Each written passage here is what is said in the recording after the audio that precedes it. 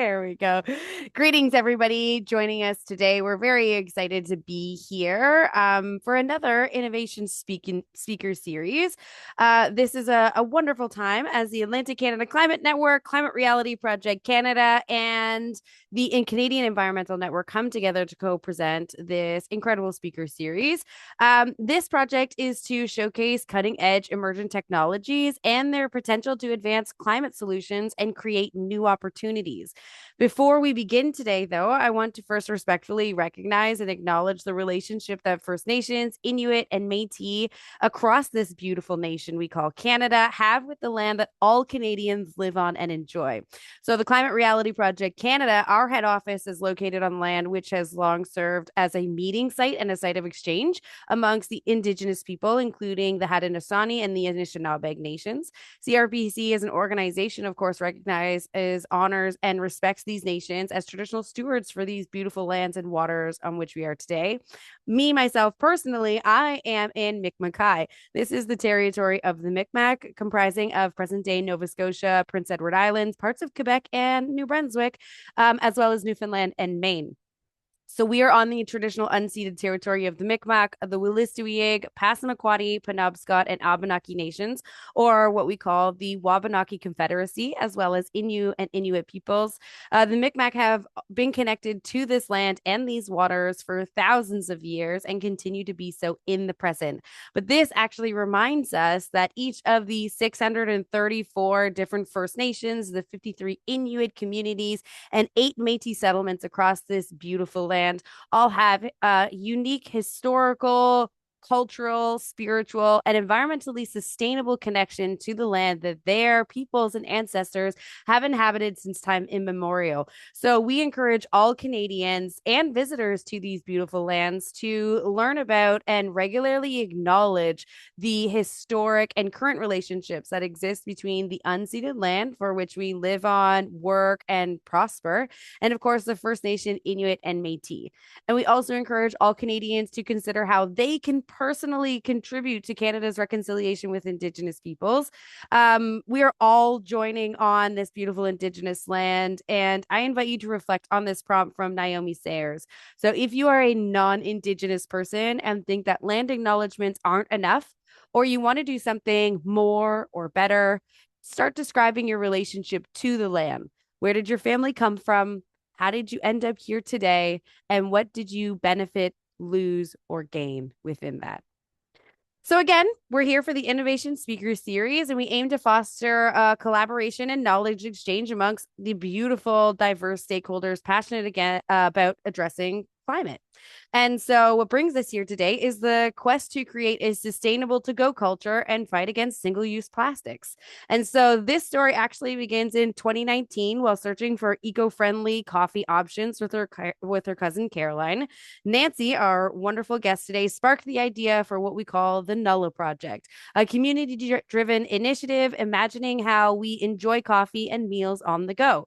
So, with a vision rooted in sustainability, the Nulla Project offers reusable cups, containers, and glasses designed to eliminate waste from single use items, making sustainable living both practical and accessible. Nancy, of course, is a Quebec native, but began her journey westward in 2017, where she settled in the beautiful Victoria, British Columbia, of course, embracing the island's vibrant eco-conscious culture with curiosity and courage. She also holds a Master of Arts in Climate Action Leadership from Royal Roads University. She's a team lead and presenter with Regenerate BC. And when she's not championing sustainable solutions, Nancy has a whole life with full of yoga and meditation and gathering with friends and caring for her cat, Sergeant Pepper, which I absolutely love the name of, always looking to find balance and purpose between play. So with that, I delightfully and graciously hand it over to Nancy. Nancy, please, would you take a moment to introduce yourself? Yeah, thank you so much, Ashley. And I think I would just go ahead and share my slides. It's so good to be with all of you here. Here we go. I have an old computer. We might need a breath as we we transition here. And I love the way you said Nulla because that's a question we get all the time. How do we pronounce that? So You got it, Nulla, and you can go at home and try it. Nulla, Nulla. We get a little bit of everything, but yeah, very grateful to be here. And we were just talking about there's so many events happening this week, so many webinars. So just the fact that you take the time to be with us, it's very amazing. I'm grateful to be here. And I hope you hear something today. That's really my hope that you hear something that like is meaningful to you, that is inspiring, that like bring you forward to do a little step for the environment and for climate. And as you can see on this first slide, reuse, share, care. Those are the three values that we set up, I would say, in 2019. And today, I love public speaking for that reason, because share, of course, can be the cups, the containers we have. We are promoting a reuse system, a reuse program, but the sharing is also about the knowledge, the education piece, and sharing in the way that I love hearing from the audience and learning what people are doing, because there's amazing stuff happening throughout Canada and the world. Thank you so much, Ashley, too, for the land acknowledgement. That was really powerful. I grounded my feet on the ground. As a yoga instructor, I like to do so. And I also want to acknowledge that I'm joining today from the Lagwagon speaking people territory, known as Victoria, the Songhees and Esquimalt First Nation. So same thing for me. I think we have so much to learn from Indigenous folks. And every time I can, I try to support local organization, go and meet with Indigenous people, because I think they really have a lot of wisdom and the key to a sustainable future. So here's a picture at work. I am at Railroad University, and this is a totem we have and some beautiful flowers that are so meaningful to Indigenous folks. And a little bit about myself. I think you said it well, Ashley. So, born and raised in Quebec in a small town called Saint-Damien, where most of the bins, so if you look at your home, the recycling big bins and the garbage big bins, they are all made in Saint-Damien. So, this is like a plastic city. if Funny enough, a small town of 1,000 people. And I remember when recycling was implemented. So that tells you a little bit about my age.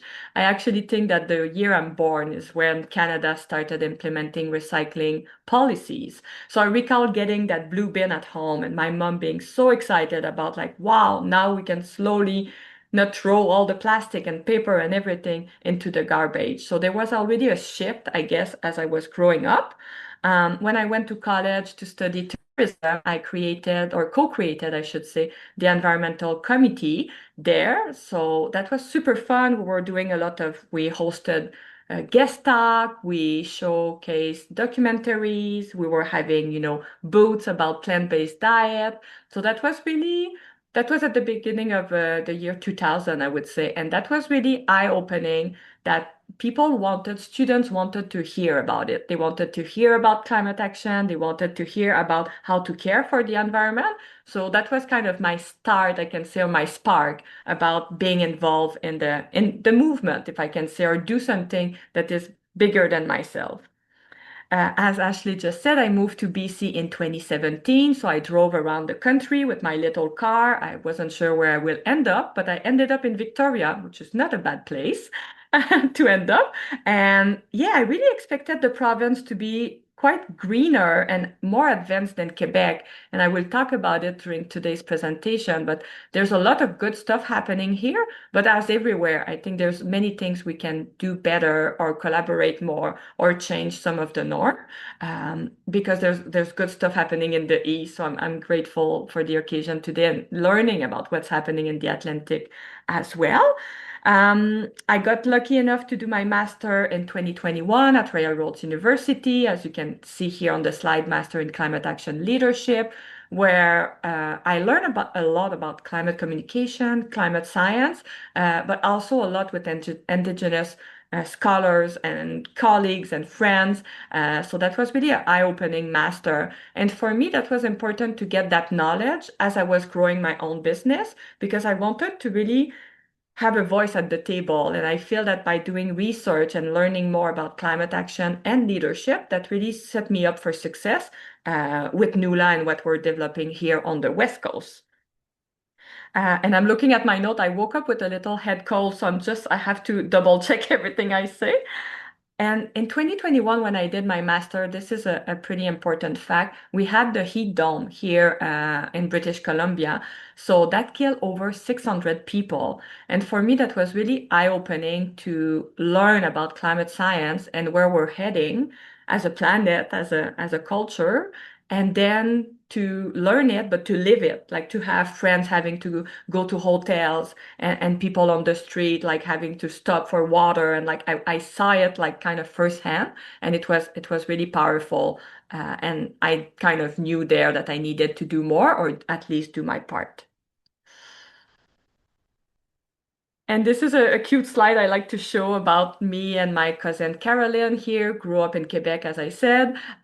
We never thought we will be entrepreneur and have a business together. But a few years later, here we are on the other side of the country with the Nulla project. And I believe people like stats. I do like stats. And I recall when we started in 2019, like this image really stood out for me. I was like, and I see it here, like I see deers and I see, seagulls, like animals walking around with their disposable cups in their mouth, and it's never fun. And on the other side, on the left, as you can tell, right, I know people are busy. You're busy, I'm busy. It's like life, there's so much happening that sometimes we feel overwhelmed. And I think this is a little bit what is contributing to the to-go culture that we have right now. The go, go, go, take out, we go, we run. So I think there's really a culture shift maybe that happened around COVID and before that, but I think we can really feel it now. And talking about stats, so when we started in 2019, you have to remember that was before COVID and just in Victoria. So Victoria were about 100,000 people, kind of downtown Victoria. The stat was 25,000 single-use items were found in the city bins every day. So 25,000 disposable items, and it was about 50% of them being single-use cups. And unfortunately, I was looking at data yesterday, and in Victoria now, we're about at 200,000 disposable items that are found in city bins and at people's home and everything. So really the number, as we know, since COVID, I've like more than double, right? It's 10 times. And I think it really speaks again to like, yeah, that culture we shifted during COVID to disposable, but now we need to come back. We need to come back to before, and this is what we're trying to promote.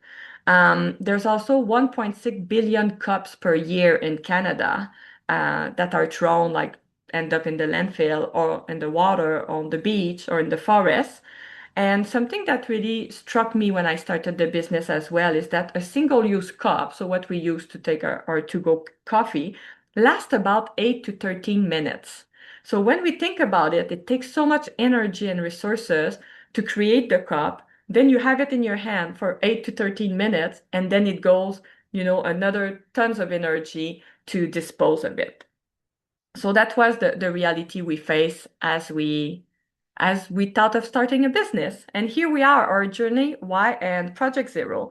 So I told you we were not entrepreneurs. So we really never thought we will have a business. And the reason I say it is really to empower all of you that sometimes like we have an idea and we pursue it and then a full world opens. So I hope that this is something you can take off from today. But in 2018, I would say at the end of 2018, we started questioning ourselves about the to-go culture and asking each other, like, what do you do when you forget your own cup? Like, do you still take a coffee to go? And I said no, and Carol said no. And I would say the kind of spark was in 2019. I went to Hawaii for a yoga festival, and everything was served on compostable items. So I really thought that I was doing the right thing, like having my coffee in a compostable cups, eating my food with compostable cutlery and everything. But at the end of the festival, I saw people cleaning the big garbage bins, and they were having only one bag. So I went and asked, what is happening with compostable, the compost, the recycling, the garbage? And they said, oh, in Hawaii, we don't have those facilities, so everything will end up in the landfill. And I was so sad. I felt really misled. And then I came back here and then I started questioning around and I realized this is the same thing in Victoria, on Vancouver Island, and most likely in BC. It's really hard for some events, and I'll talk about it, to really dispose properly of all those kind of sources of waste. So that was a life-changing information. And I was like, oh wow, we need to do something. So then we started making connection with reusable programs. And this is the beauty, we talked about it with Ashley at the beginning. The beauty of the climate movement, I think, is about collaboration. So we started researching and reaching out to people in France, in Quebec, in Ireland, in Australia, and those reuse programs are still in business and they help us so much. Like they met on Zoom like we do now. They gave us some update. They told us a little bit about their why and what worked and didn't work for them. So by 2019, we also saw Project Zero, and I hope we can share a link because Project Zero, I think now they're national.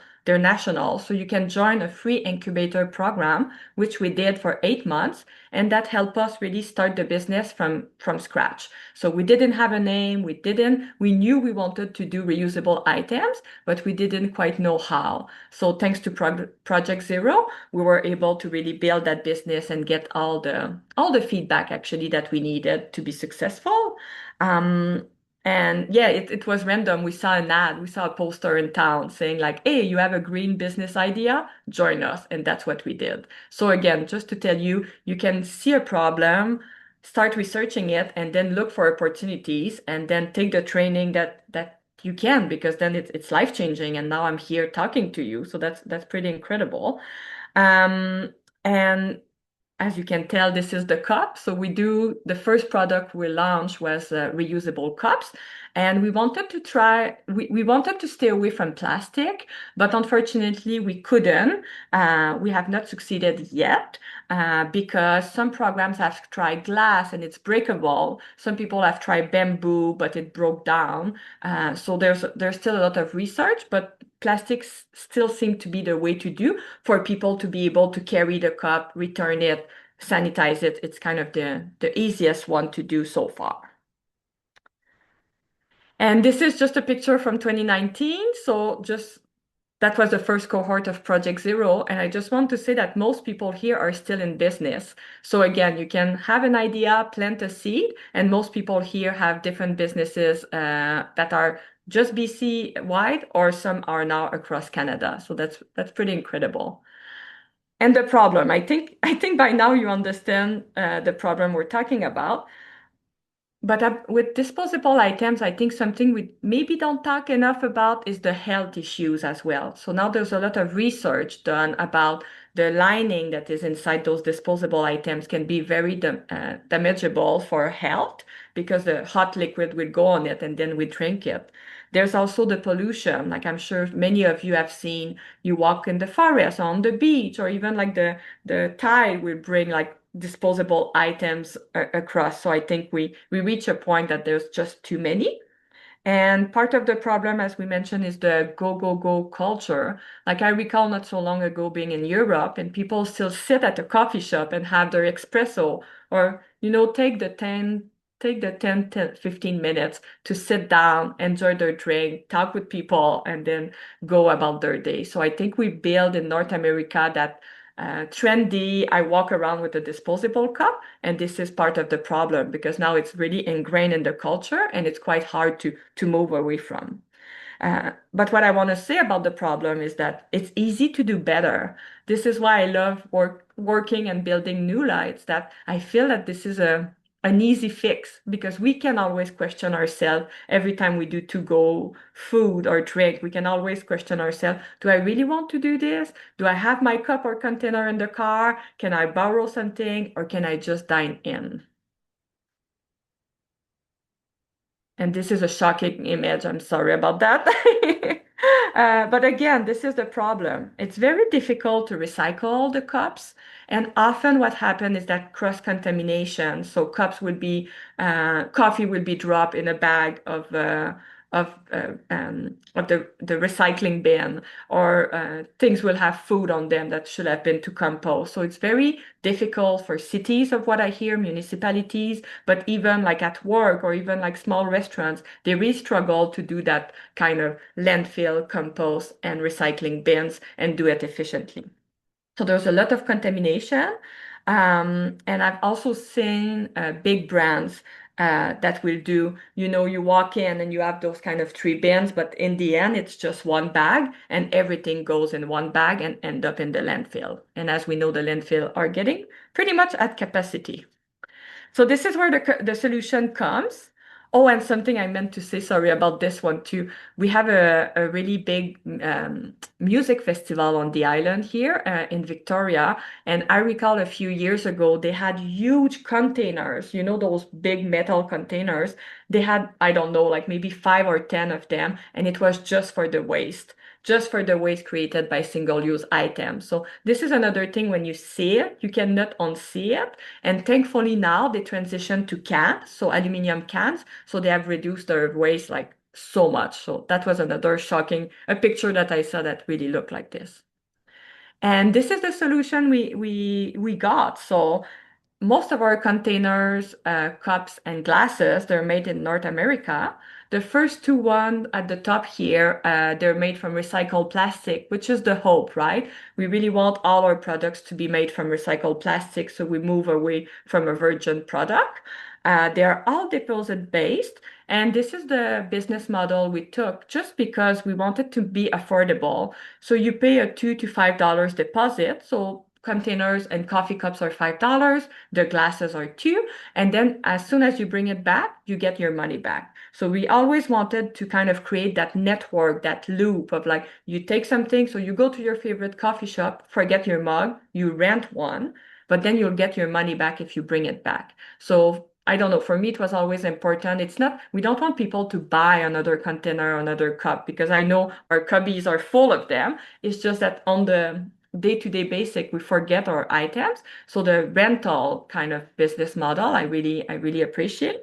The cups, I'm sure, hopefully you have seen them where you live.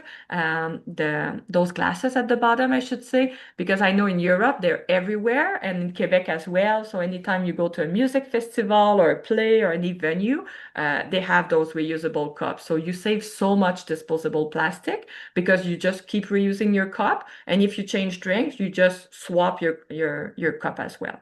So what we do with all our products, they are wash and sanitize at our partner location, and you can always bring them to a different partner. So for those of you who know Vancouver Island, what I really like to say is you can grab your coffee in Victoria, and then you drive to Tofino to serve, and then in Tofino you can swap your cup. Let's say I've been drinking a chai tea, and now I want a coffee, so you swap it, and the partner there will wash, sanitize, and put it back, and then you can leave with a clean cup. So that's a pretty, I would say, efficient slash simple program.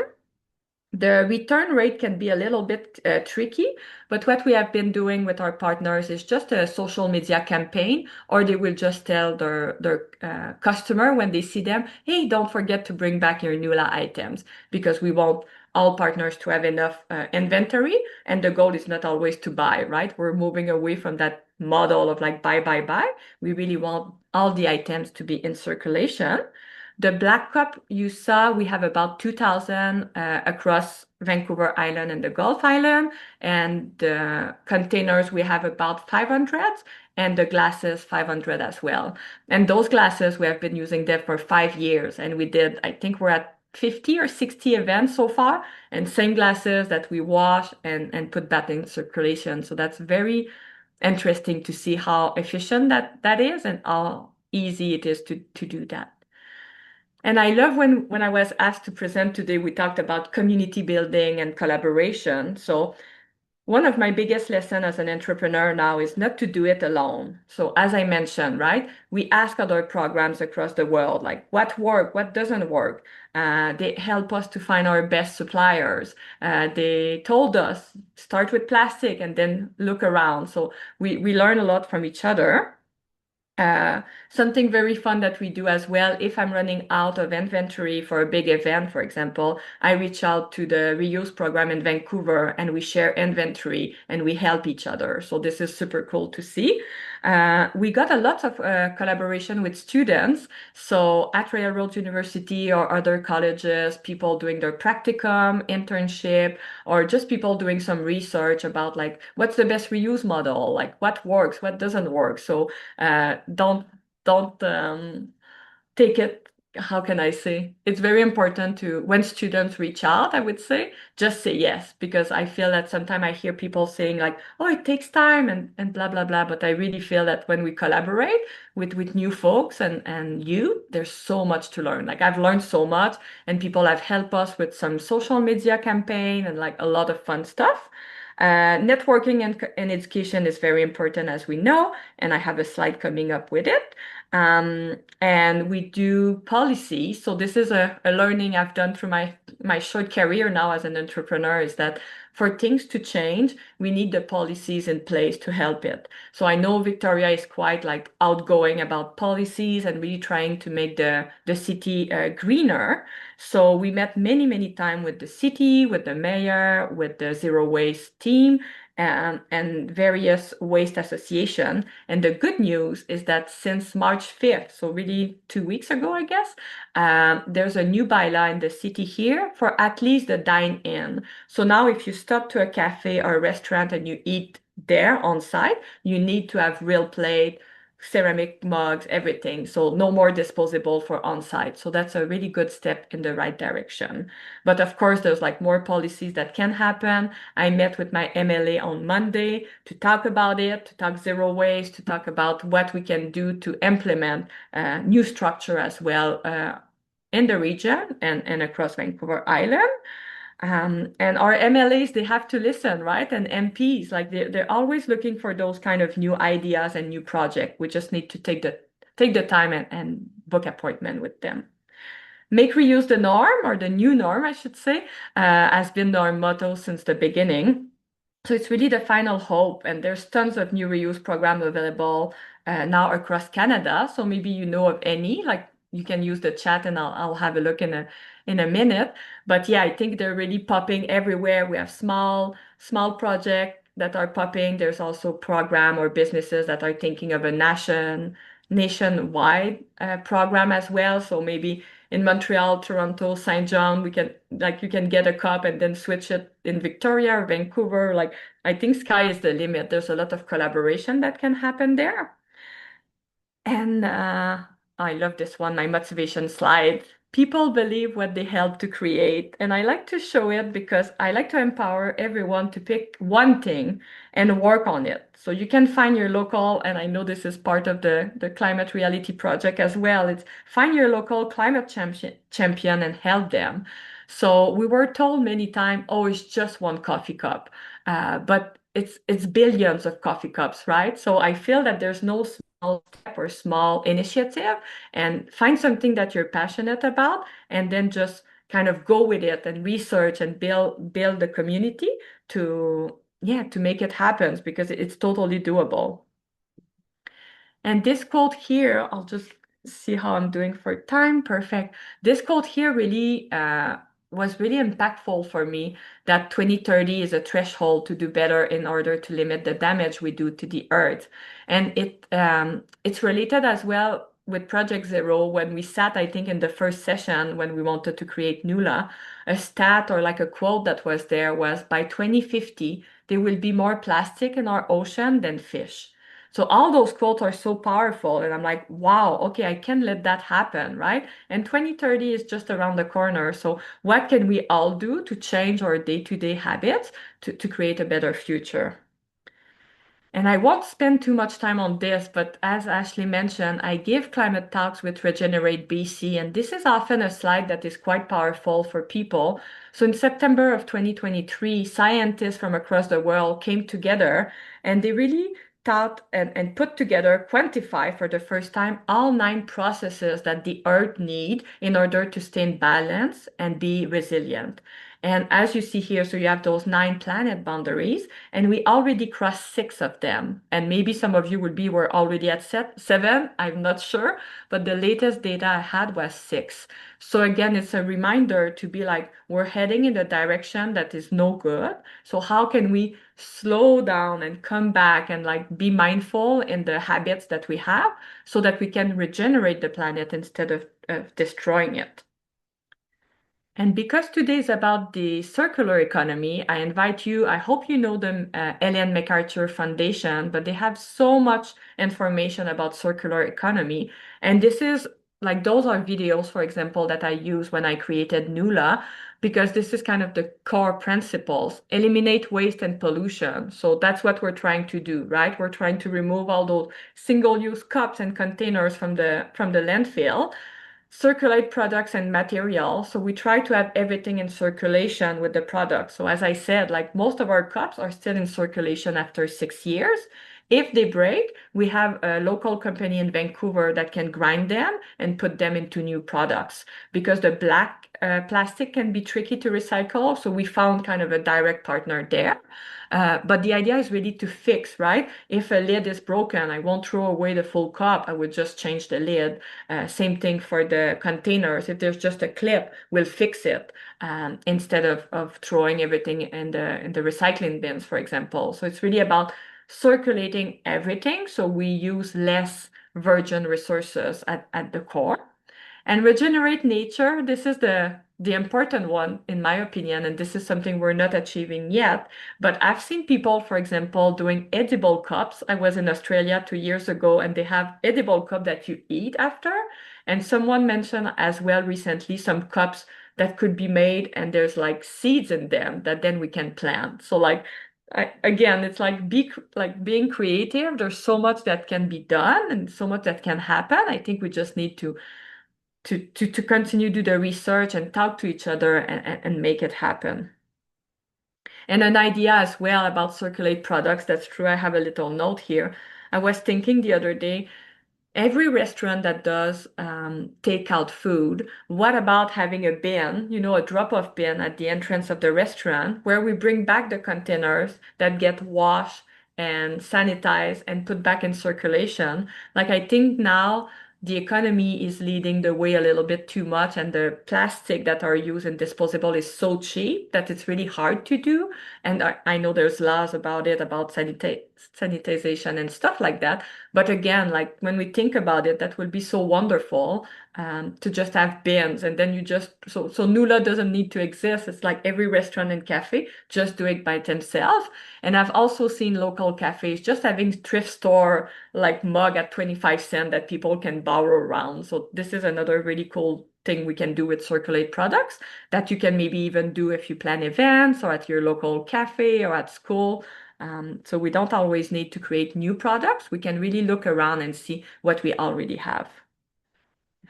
Um, and as I wrap up, this is a question we get all the time. It's what are the barriers to implement a new program?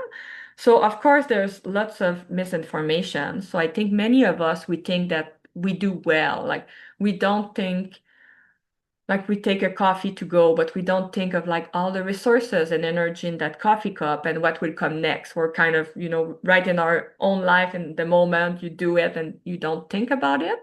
And unfortunately, I think we had a lot of greenwashing around compostable items. So the transition, in my opinion, is like going from disposable to reuse.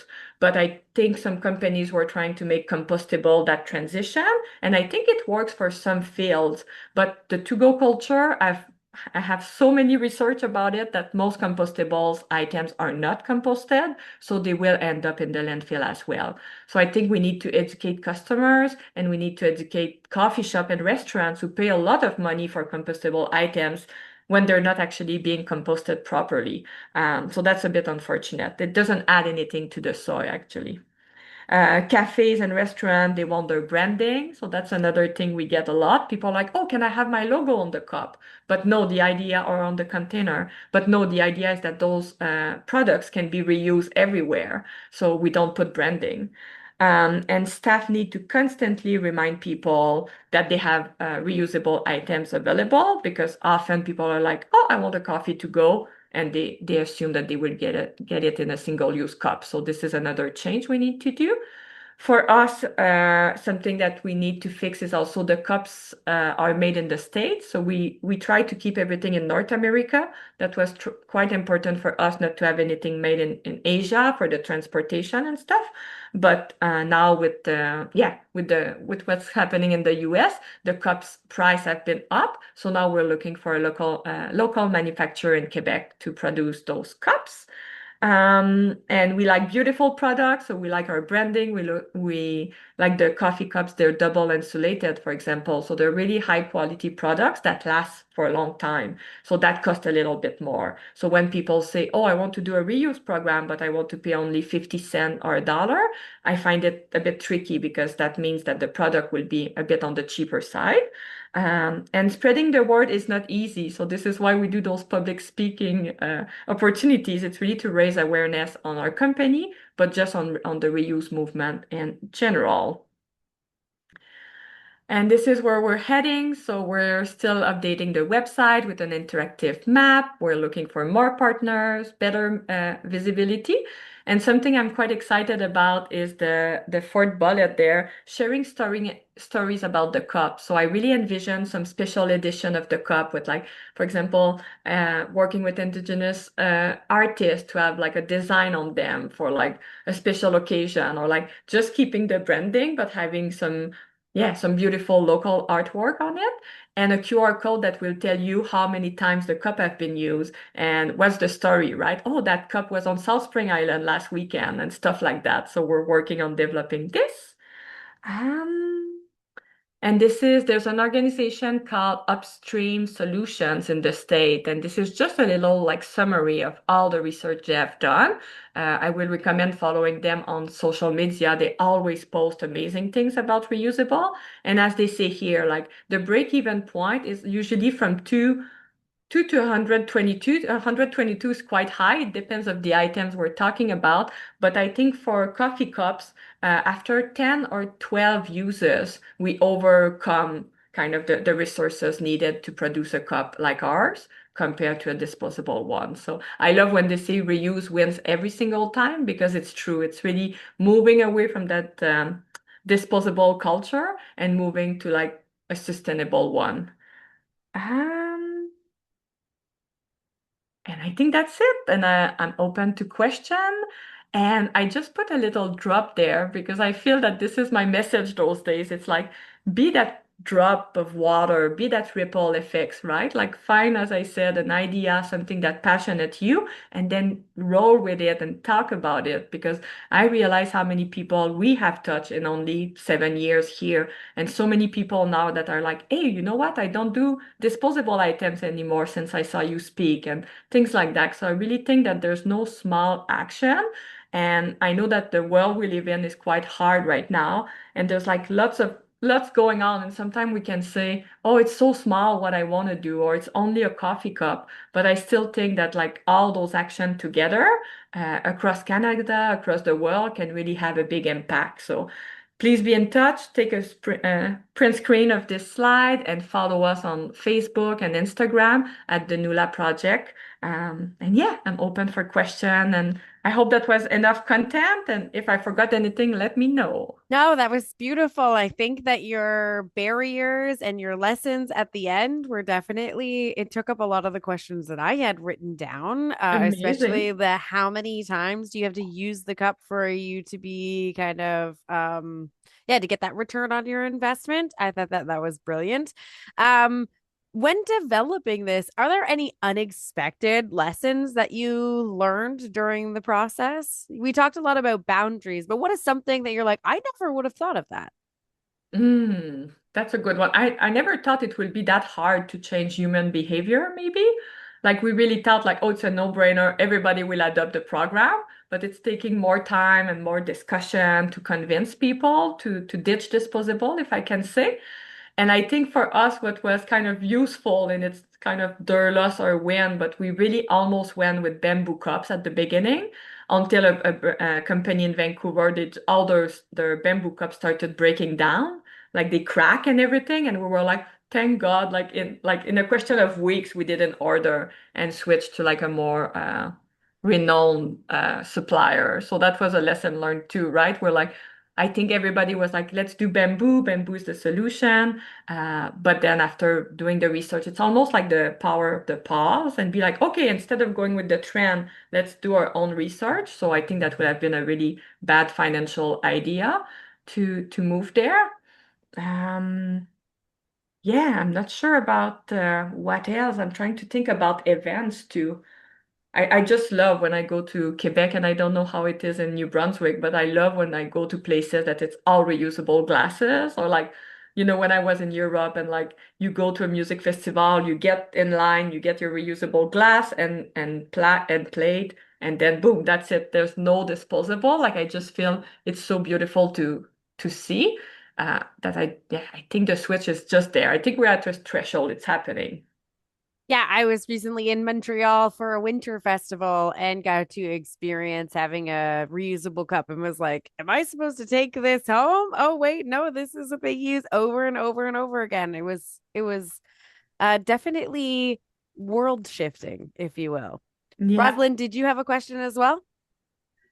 Yeah, thank you so much. That was so inspiring. nice. I I'm particularly interested in your, interaction with young people and, encouraging them to start their own business or get into entrepreneurship.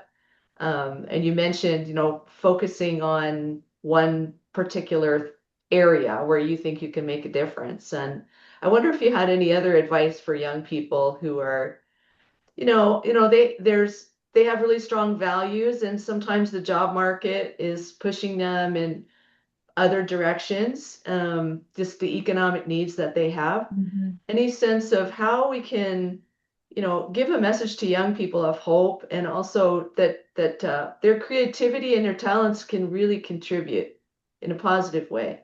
Mm.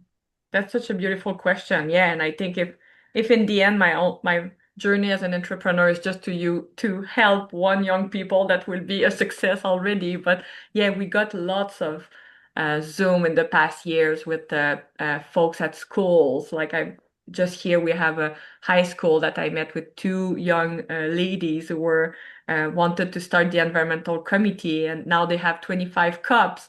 And just to see the spark in their eyes, they were like, "Oh wow! Like Nulla, you can help us, and we can have your products at the school." I think they reached out thinking we will say no, but we were like, "No, of course we'll help you." And they did a presentation to all teachers, and a friend of mine teach there, and she said it was so well done. Like they put slides together, and they put like why is reuse the solution, and they build it, and I think they feel empowered that way. And I told them, "Wow, now you're learning sales, and you're learning how to convince adults to do a difference." So that was great to see. But yeah, we had conversation with programs in Banff and like a lot of small town. And I think sometimes when young people reach out, they think that, oh, my town is too small. But no, I think that actually it works better when it's a small environment. Like, when everybody knows everyone, or when there's just three or one coffee shop, like it becomes very easy to raise awareness. So I had young people having booths at their coffee shop, right? And just telling people, hey, next time bring your own, or oh, we went to the thrift store and here is a reusable cup you can use. Like I've seen people being so creative. And I think, as you said, it get us out of that kind of fear that the world is not heading where we want. So hopefully young people, just by talking, and I know sometimes it's intimidating, but just by talking with people and telling them, with compassion and openness of like, be yeah, like here is a habit that you have with your single-use cup that is damaging the planet. Here's a solution. Like sometimes just starting the conversation this way is very helpful. But I know for me as well, like when that student with edible cup came to Royal Roads, I think it was a year or two ago now. Like I put him in touch with every contact I have in Victoria on the island. Like I was so impressed because he's from Pakistan and is working on it, and it's still not there. I think the cup, like I've had a few coffee in it, it's doable, but it's not ready yet. But just for me, as a conduit, I guess. I was just able to message, 50 coffee shops and partners I have and say, hey, if you want to be in touch with that young person, that's amazing. And some did, and they said they had really good conversations. So even if the person is not in business yet, I would imagine that it's like empowering for them to know that we can be that connection kind of. So they don't have to go door by door as we did at the beginning.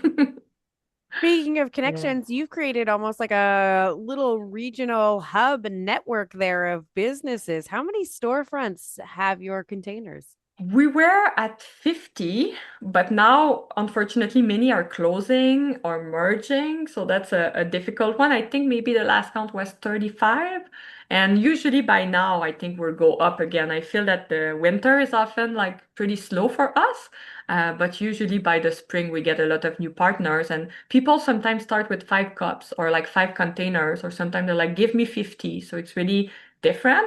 But you're so right. Like the notion of network has always been very important for us, and to be almost like a friend, like a zero waste friend as well, right? We had coffee shop reaching out, being like, "Hey, I'm facing that situation," or "Oh, I have a barista that is trying this thing," and like they ask question and we answer, and I think for me that's very beneficial as well. It sounds Yeah. actually really brilliant. And ideally, are you planning to expand this throughout the islands, throughout like the mainland, throughout the country? Like, what is your future ideal trajectory? That's a funny thing.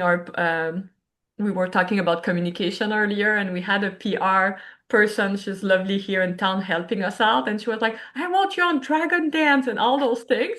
But it's funny because for me and Carol, we kind of want to stay local and small, and it's not a good pitch sale. So when you talk to investors, they're like, oh no, you need to grow. And I'm like, but you're right. Like for us, just covering Vancouver Island and the Gulf Islands will be enough. But I'm very amazed by some companies in Vancouver and Toronto that are like really trying to expand nationwide, and like big supermarkets, for example, or like big like Farm Boy, I think in Ontario with like 80 location now will have reusable containers at the when you wait your food. So all those kind of good news, yeah. So some people are really having, yeah, that kind of entrepreneurial like take over. But for us, and it's really about events too. I think those, yeah, I really like to do festivals and events and be there and educate people.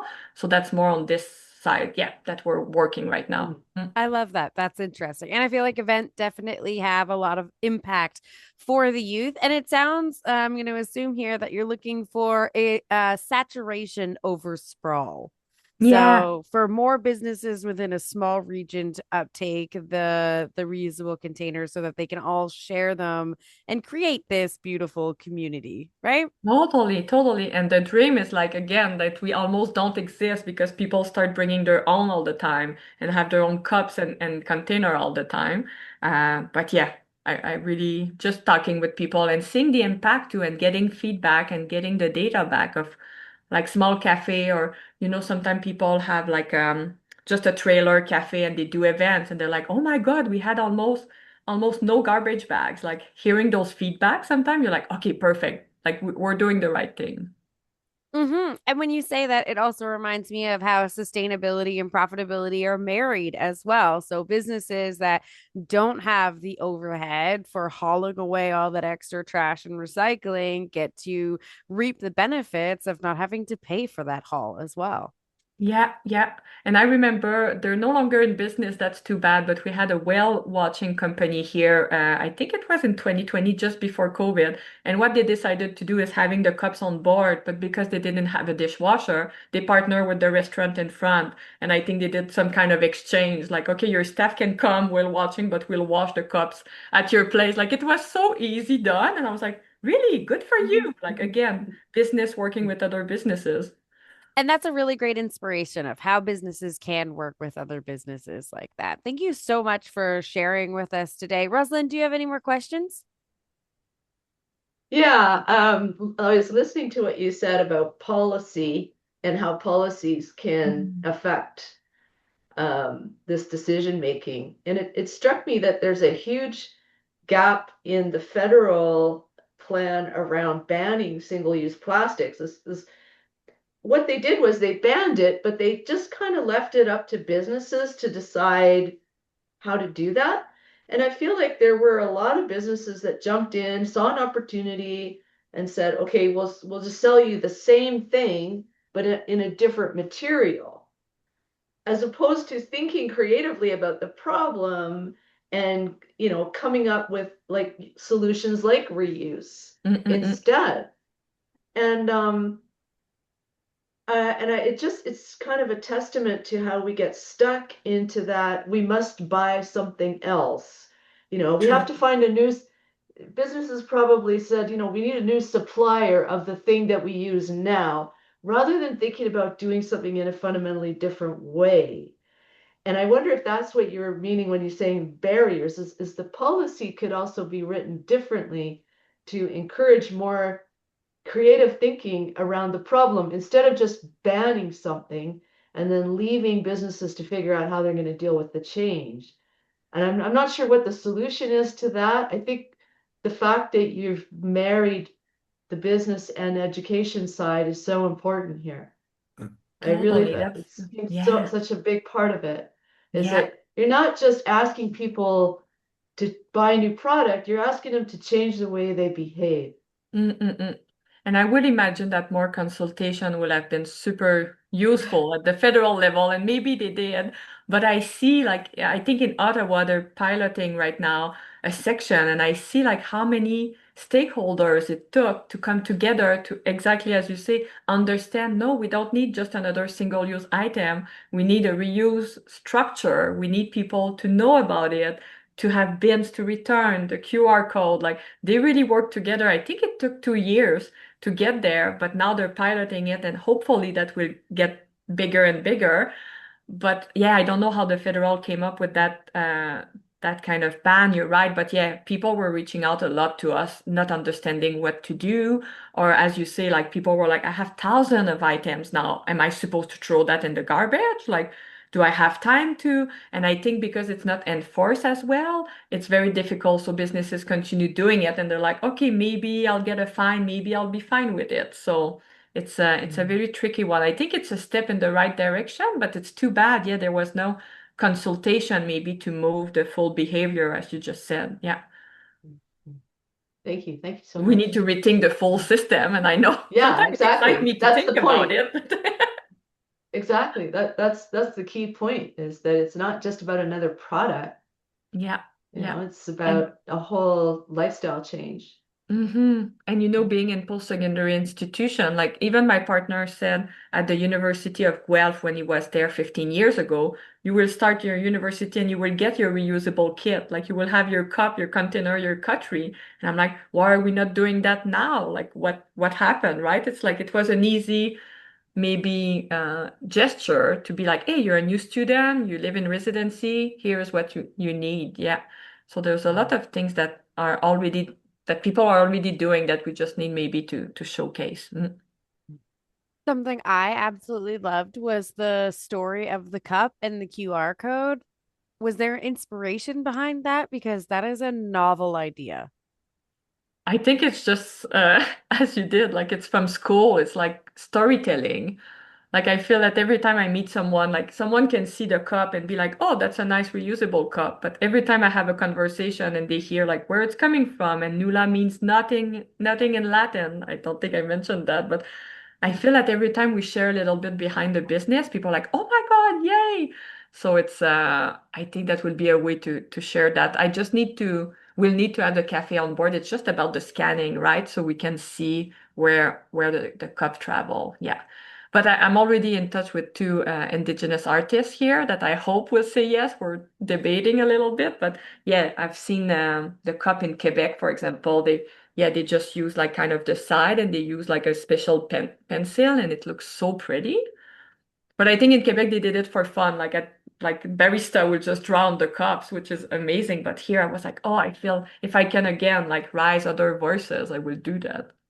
That's beautiful. And that's a great place to kind of end it on as well. The power of community, the power of creating networks, and the power of bringing people with you. I think we've all learned today, as well as, and I'm going to say what you said, the power of the pause was also a really good lesson.